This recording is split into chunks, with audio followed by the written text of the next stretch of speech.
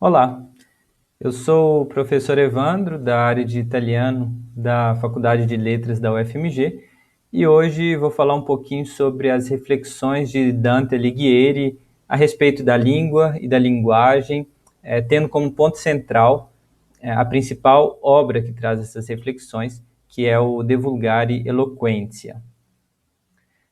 Bom, vou começar lembrando que Dante, que viveu ali na passagem do século XIII para o século XIV, inclusive esse evento é para homenagear os 700 anos da morte dele, né, que aconteceu em 1321. Bom, como eu ia dizendo, Dante ele é mais conhecido principalmente pela sua produção literária, né? Basta a gente se lembrar da sua obra mais célebre, que é a Comédia, né, a Divina Comédia, mas também suas outras obras literárias, né, como a Vita Nuova e, enfim, outras produções, sobretudo poéticas, né. Inclusive, por isso ele recebeu a alcunha de Il Sommo Poeta. Então, ele é uma figura muito ligada ao universo literário e principalmente da poesia, né. Porém, Dante não foi só poeta, né, ele teve uma vida muito ativa politicamente, foi exilado, inclusive, morreu no exílio em Ravenna, né, ele era essencialmente um homem de cultura, né, um intelectual, um típico intellettuale cittadino, né, um intelectual dos ambientes urbanos que se desenvolviam, né, naquele período. E ele escreveu também sobre temas políticos, né, a sua obra principal com reflexões políticas é o De Monarchia, é a obra na qual ele defende a sua posição favorável a uma monarquia universal, fala sobre as relações entre o Estado e a Igreja, enfim, ele tece um pouco as suas reflexões a partir da sua atuação política e das suas observações como um exilado, né, nas várias regiões da Península Itálica.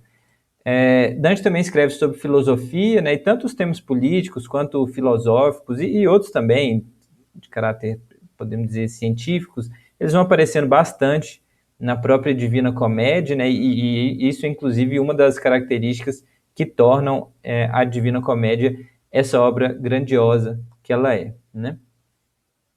Mas hoje o meu interesse é mais específico em um outro tema que importa bastante a Dante, que é a questão da língua, né? Esse termo, inclusive em italiano, questione della lingua, foi e ainda é muito usado para designar disputa sobre qual variedade linguística deveria ser adotada como língua nacional da Itália, né? E, inclusive, ainda muito antes de existir uma Itália politicamente unida, que só foi acontecer no século XIX, né?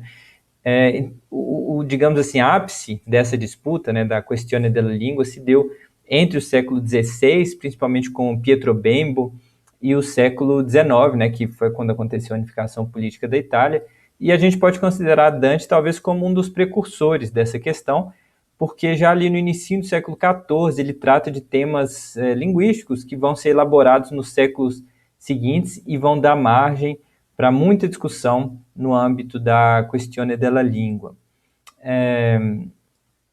Bom, antes da gente falar mais um pouco sobre as reflexões de Dante sobre a língua, a gente precisa entender qual que era a situação naquele período, né? A Itália não existia como unidade política, era completamente fragmentada, inclusive linguisticamente. As línguas que eram faladas nas várias regiões, né, nas várias cidades, era o que se chamava de volgare, tá? Que se traduz literalmente como vulgar, mas que em português a gente pode chamar também de vernáculo, né? Essas línguas são simplesmente as variedades regionais que se desenvolveram oralmente a partir do latim, né? Claro que é impossível a gente dizer assim, ontem se falava latim, hoje o que se fala já é outra língua. Claro que não. Mas a gente pode considerar que nesse período as línguas faladas já são suficientemente distantes do latim para que sejam consideradas línguas diferentes, tá? Línguas diferentes do latim. Claro, processos similares ou iguais, né, aconteceram em toda a România, né, em todo o território onde se falava latim. Acontece que o latim continuava tendo o status de língua da cultura, né, se escrevia em latim, principalmente em obras de caráter, digamos, sério, né, filosofia, política, teologia, enfim, esses temas eram temas sobre os quais se escrevia em latim. Os vernáculos, né, os vulgari, eram as línguas de comunicação, principalmente oral apenas, né? Mas nesse período aqui, já no século XIV, já se, né, até um pouco antes, já se começava uma tradição de produção literária em vernáculo, né? Ou seja, os vernáculos já passavam a ter alguma presença escrita, mas apenas em alguns tipos de texto, né? Principalmente textos literários, poemas de amor, etc. Então, em resumo, esse era o contexto linguístico em que Dante se encontrava, né? De um lado, o latim ainda sendo a língua da cultura, a língua dos intelectuais, mas que não era mais falada por ninguém, né? Ela se restringia à escrita, e de outro lado, os vernáculos, né? No caso de Dante, o vernáculo fiorentino, né? O de Firenze, de Florença, que eram falados pela população, mas que não tinham o status de língua que merecesse ser usada para assuntos, digamos, sérios, tá? Acontece que os vernáculos eram falados pelas pessoas das cidades e cada vez mais por pessoas com importância econômica, importância política, né, que muitas vezes não sabiam latim e então ficavam à margem dessa cultura que era produzida em latim. Tá? Então esse era mais ou menos o contexto ali na passagem do século XIII para o século XIV na Península Itálica. Dante se interessa por isso, né, por esse tema, pela língua, e escreve sobre isso. A gente pode destacar dois escritos de Dante nesse contexto. Primeiro é o Convívio, ou melhor, alguns trechos do Convívio, né, sobre o qual eu vou falar um pouquinho, mas principalmente o De Vulgare Eloquentia, que é a obra de Dante essencialmente dedicada a reflexões sobre a língua. Tanto o Convívio quanto o De Vulgare Eloquentia foram produzidos logo em seguida ao exílio de Dante, que aconteceu em 1302. Curiosamente, ambas ficaram incompletas. Dante depois começa a escrever Divina Comédia e deixa de lado alguns outros projetos, mas ainda assim a gente consegue ter uma visão bem clara de qual que era a posição de Dante sobre as questões linguísticas, né?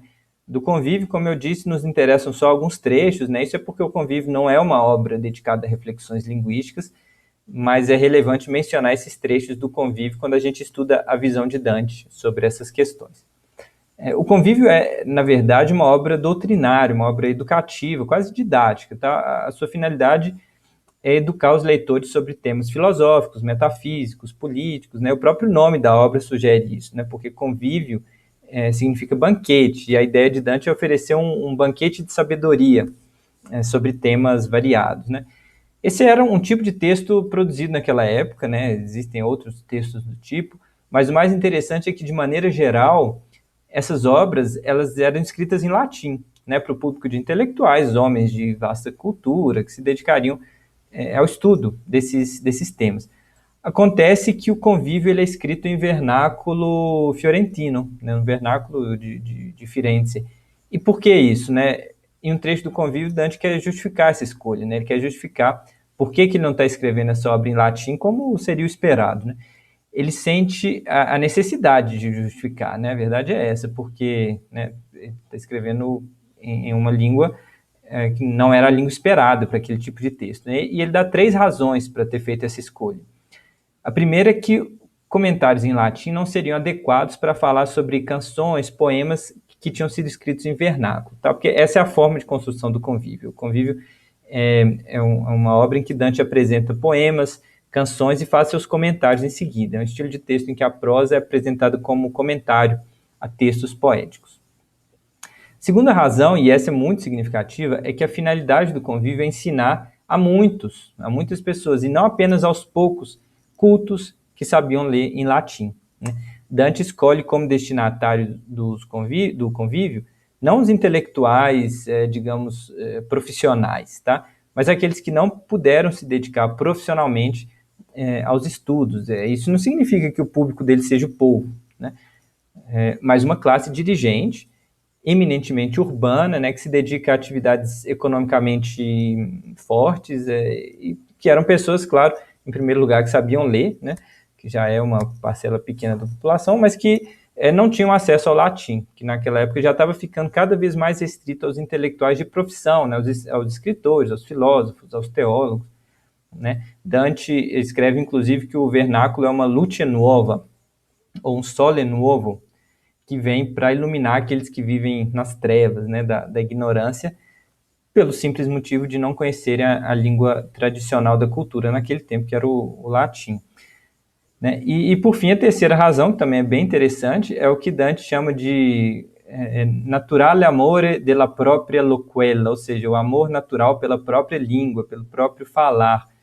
Segundo Dante, a língua dele, né, que é o vernáculo, a língua com a qual ele se comunica no dia a dia, a língua que ele aprendeu a falar desde criança, é perfeitamente apropriada para exprimir conceitos importantes e falar sobre questões até mesmo um pouco mais profundas, né? Então, por essas razões, Dante escreve o Convívio em vernáculo, e a forma como ele justifica essa escolha já diz muito sobre a visão dele a respeito do uso do vernáculo em oposição ao latim. No Convívio, Dante demonstrou seu interesse em compor em vernáculo uma obra de alta cultura, né, para poder mostrar as possibilidades do vernáculo também para essa finalidade e para contribuir para o enriquecimento cultural de um público novo, de condição social elevada, mas que não tinha acesso às obras escritas em latim porque não eram intelectuais, né? O Convívio, é importante se diga, não foi exatamente a primeira obra de caráter, entre aspas, científico a ser escrita em vernáculo, né? Alguns anos antes, no final do século XIII, o Ristoro d'Arezzo, ele tinha escrito algo mais ou menos nos mesmos moldes, que tinha o título de Della Composizione del Mondo, mas foi no Convívio que apareceu pela primeira vez, aí sim, uma defesa, uma justificativa bem elaborada, bem estruturada, bem articulada para a produção de uma obra desse tipo em vernáculo e não em latim, tá? Demonstrando, então, a capacidade dos vernáculos de assumirem o posto de novas línguas de cultura, né? E essa é a posição de Dante. Bom, como eu disse, o objetivo do Convívio não era discutir sobre língua, né? Dante se sente na obrigação de tocar nesse tema porque ele decidiu, né, deliberadamente, escrever o Convívio em vernáculo. Então ele quer explicar por que ele fez essa escolha, sendo que talvez o mais natural fosse usar o latim para essa finalidade, para escrever esse tipo de obra, né?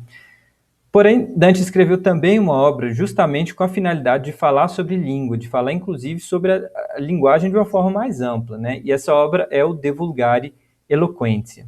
O título já sugere que o tema vai ser a língua, né? De Vulgare Eloquentia significa sobre a fala, a eloquência, né? O ato de falar, o volgare, né? O vulgar, o vernáculo, né?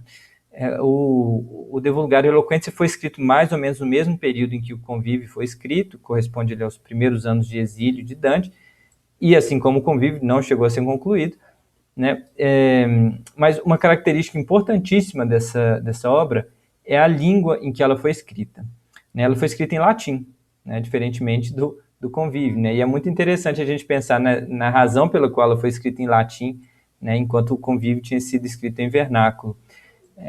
A gente pode considerar que o Convívio era uma obra de divulgação, né? Se fosse hoje, a gente diria que era uma obra de divulgação científica, assim, é claro, a gente precisa colocar isso entre aspas, né? Porque a gente está falando do século XIV e, né, ciência do século XIV, né? Bem diferente do que a gente entende hoje por ciência. Mas o Convívio tinha essa finalidade de divulgação, né? Já o De Vulgare Eloquentia foi escrito pensando em um público especialista, um público de intelectuais, um público inclusive internacional, né?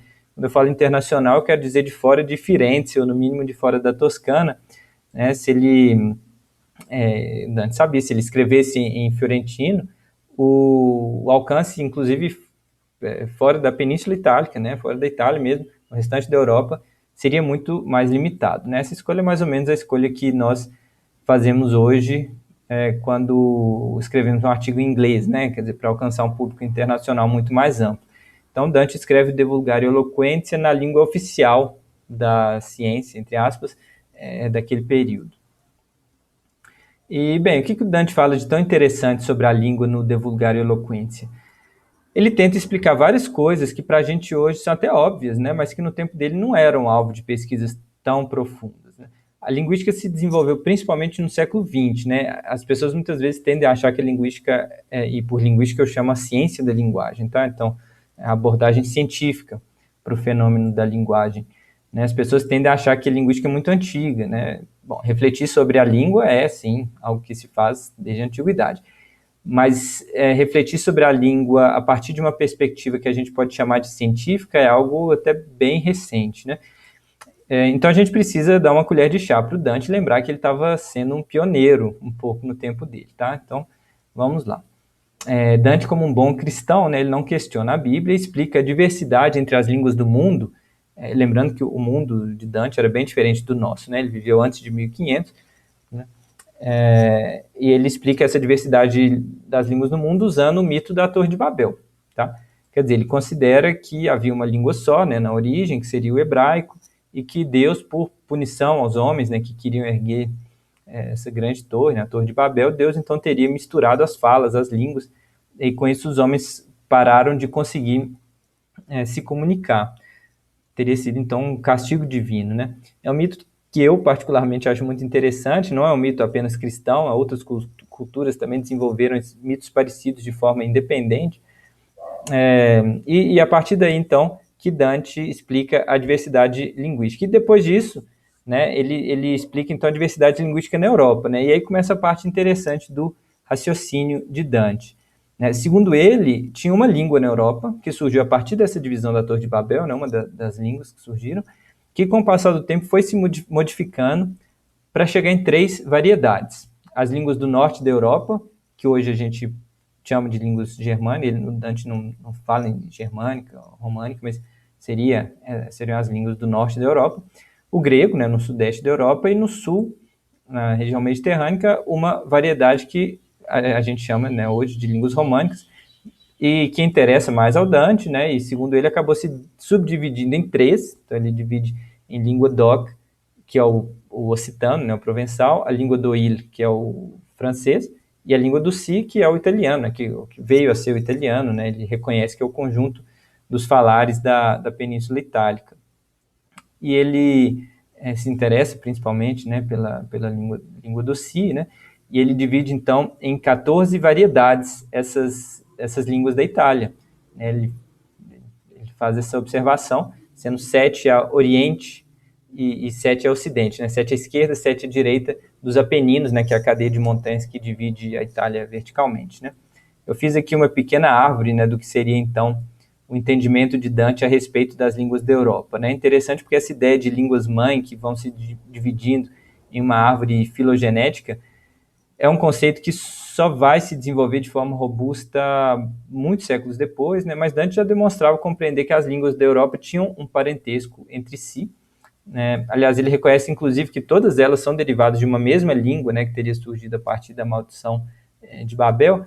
E se a gente for extrapolar para o que a gente sabe hoje, né, a grande maioria das línguas modernas da Europa, inclusive essas mencionadas por Dante, que Dante conhecia, fazem realmente parte de um mesmo tronco, né? São todas línguas indo-europeias. Então ele observou isso.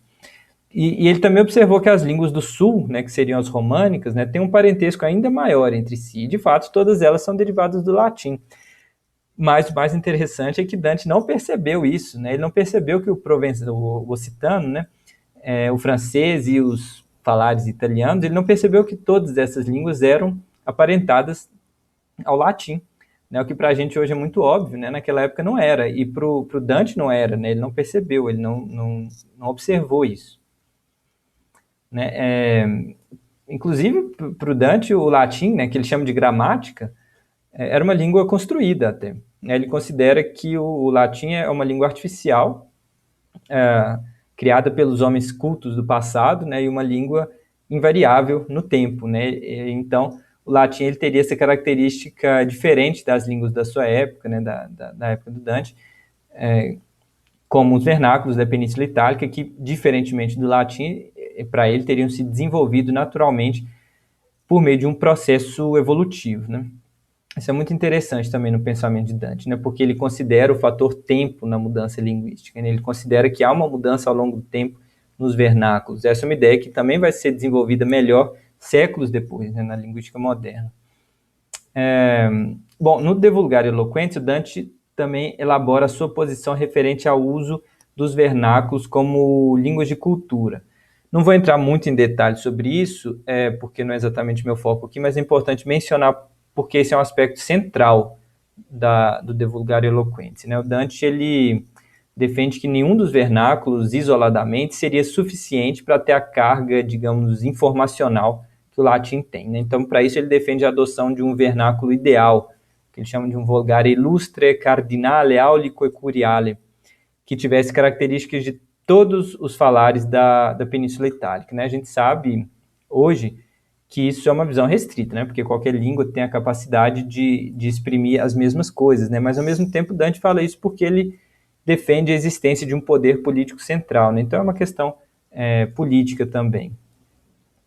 Bom, e, por fim, é importante lembrar como que essas reflexões foram relevantes nas discussões sobre aquela questione della língua, que eu falei há pouco, né, nos séculos seguintes, né? O De Vulgare Eloquentia foi amplamente usado, principalmente depois da sua tradução no século XVI, né, foi traduzido no século XVI, e depois disso ele foi muito usado como argumento, principalmente, daqueles que defendiam a adoção de uma língua italiana que tivesse características de todos ou de boa parte dos falares regionais. Hoje a gente pode até questionar até que ponto essa discussão fazia sentido, né? Mas a verdade é que ela aconteceu. Bom, mas isso são cenas de outros capítulos, tá? Não vou entrar nesse mérito hoje, não, porque eu quero finalizar mostrando um pouquinho alguns elementos do raciocínio de Dante no que diz respeito aos temas linguísticos para tentar responder a uma pergunta curiosa. A gente pode dizer que Dante era um linguista no século XIV? Né? Eu mostro aqui algumas características da organização do pensamento de Dante sobre a língua para nos ajudar a responder essa pergunta. Bom, primeiro, Dante possui uma abordagem metodológica baseada na observação e análise dos fatos linguísticos reais. O que ele faz é uma análise que lembra o método científico, né, a partir da observação dos dados, dos fatos. Claro que isso não torna Dante um precursor do método científico, ele faz isso de forma meio ad hoc, né, quando faz, mas é interessante observar isso na obra dele, né? Em seguida, é interessantíssimo como que Dante lança mão da análise comparada entre línguas para chegar a conclusões principalmente relativas ao parentesco entre as línguas, tá? Novamente, o que ele faz é bem rudimentar, né? Na maior parte das vezes, né? Ele pega uma palavra, amor, né? Ele pega a palavra amor e vê como que ela é diferente nas línguas. Ele faz isso em um trecho do De Vulgare Eloquentia, comparando a palavra, essa palavra amor na língua doc, na língua do il e na língua do si. E aí ele chega à conclusão do parentesco entre essas línguas, né? Isso, né, de forma muito mais robusta, mas isso é o que é feito séculos depois, né? Principalmente a partir do século XIX, com o desenvolvimento do método comparativo, da linguística histórica, né? E Dante, né, fez isso de forma rudimentar ali alguns séculos antes.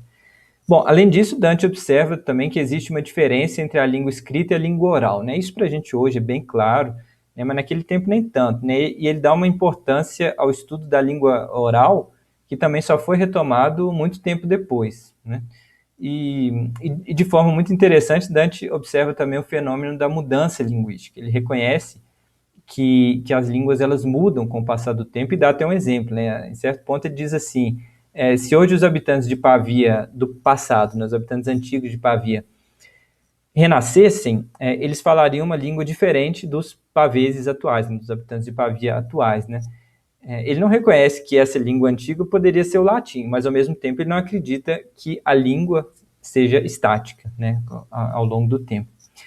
E mais, né, ele adota uma postura que hoje a gente chamaria até de sociolinguística, né, guardadas todas as devidas proporções, claro, mas no sentido de considerar as diferenças entre o uso da língua, né, porque ele diz que a causa dessa mudança ao longo do tempo é a instabilidade do ser humano, né, que tem hábitos diversos, que vão mudando com o passar do tempo, e isso na visão dele, né, que é a visão que nós temos hoje também, né, acaba influenciando a língua, né, que vai mudando também, né. Então, veja como isso se parece com o pensamento sociolinguístico contemporâneo.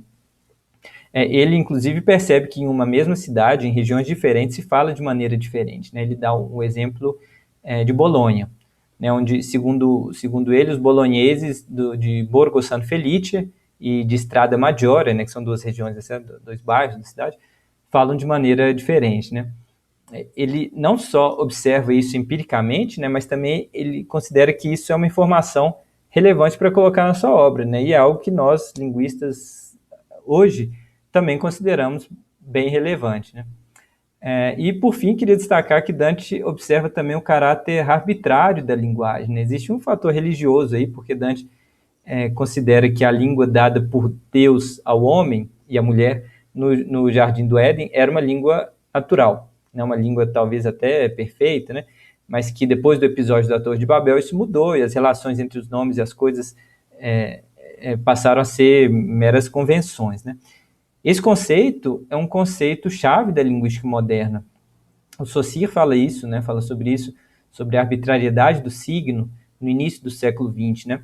Mas ao mesmo tempo é uma ideia também que vem da antiguidade, né? Mas é interessante ver como que Dante aborda essa questão e levanta esses pontos na Idade Média, né? Então, respondendo a pergunta, né, a gente pode chamar Dante de linguista?